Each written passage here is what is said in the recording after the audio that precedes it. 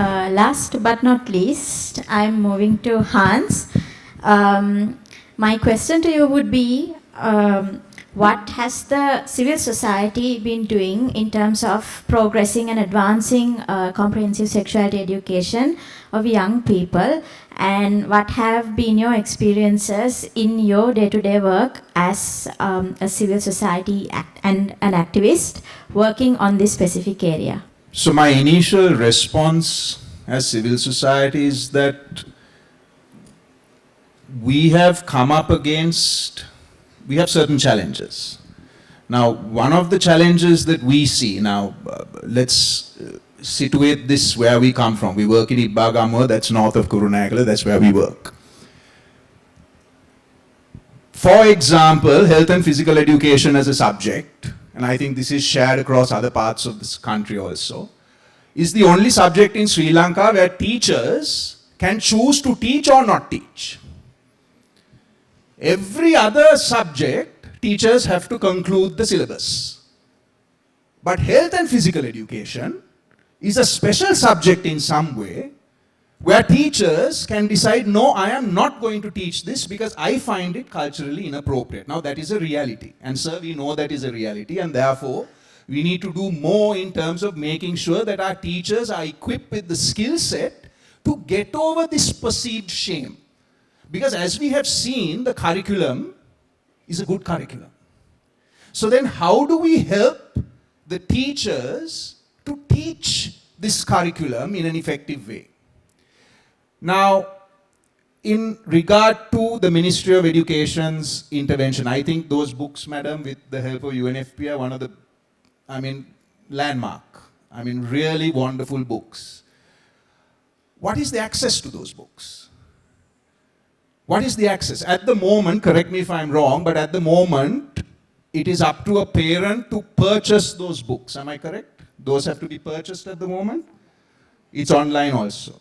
But there's a question of access.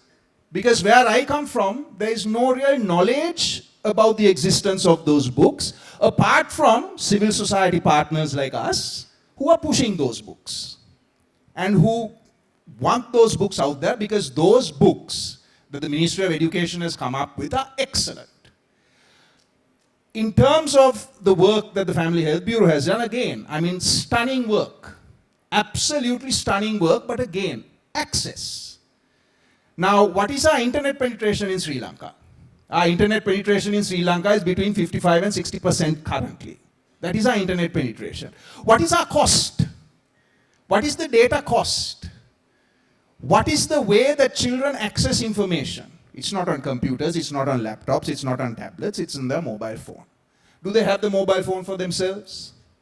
So what is that cost? So what I'm trying to say here is that we have these wonderful interventions that are in place, but surely we need a little bit more coordination, for example, in making sure that accurate and comprehensive data is getting through. Now, if you take a look at statistics, I'm just going to give you a back of the envelope statistics. Now, let's take grave sexual abuse of children. Okay, let's just take that. Let's just start there. It's a non-controversial issue. We're not talking about condoms in textbooks.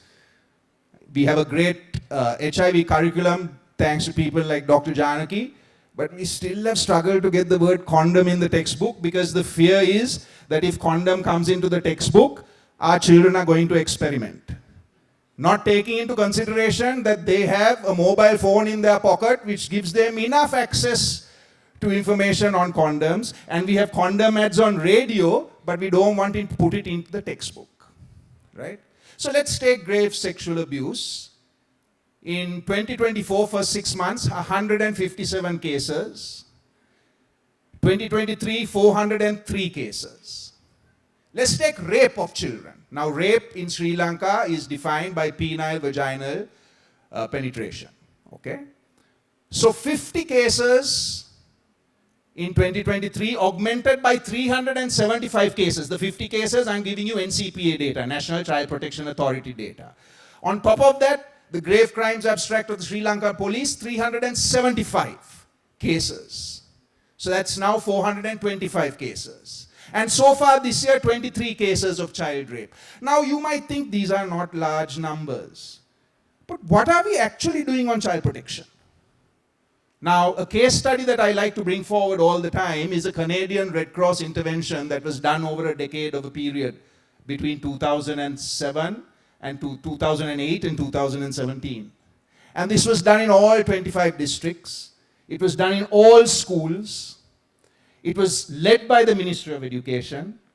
It was led by the National Child Protection Authority. It was evaluated, it had Sarvodaya as a partner. It was evaluated by people like the University of Peradeniya. It was a really efficacious intervention on child protection. It used a doll in terms of good touch, bad touch. And all the research showed that parents, key demographic, that parents found this extremely helpful. Now there is a challenge that parents think that if you go and talk about these things, that parents don't really like it. To be frank, in our experience on the ground, that is not the reality. Our experience on the ground is that when we go and we talk to parents and we tell parents, now we never go to a school without having a conversation with the parents first. When we talk to the parents, when we talk to the teachers and we say, this is what we're going to share, this is how we're going to share it, we have never experienced a negative feedback from the parent body or the school body because we're explaining it, it's clear.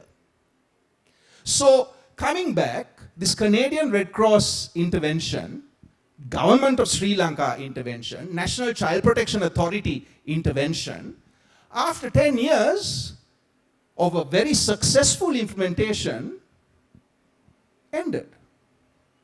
Now today, if you go to a school in Ibbagamua, there is no conversation around good touch, bad touch. You have no conversation. But are there conversations like that that would have helped the prevention of violence? Absolutely. Absolutely. So child sexual abuse is a reality, we know that. And this is again non-controversial. So if it is that non-controversial, surely it is then incumbent upon us as a team. And now we talked before we got on stage, we know reform is happening. So this is a really exciting period for Sri Lanka to move the ball forward. And we know that the Ministry of Education is talking with the National Institute of Education. You have the expertise, you have the research that Family Health Bureau has done, for example. So you have all that happening. So this is a real good opportunity for us to come together as civil society and government and to see how we can actually move this ball forward, to use a rugby term, and make sure that our children are not let down at the grassroots. Thank you, Hans.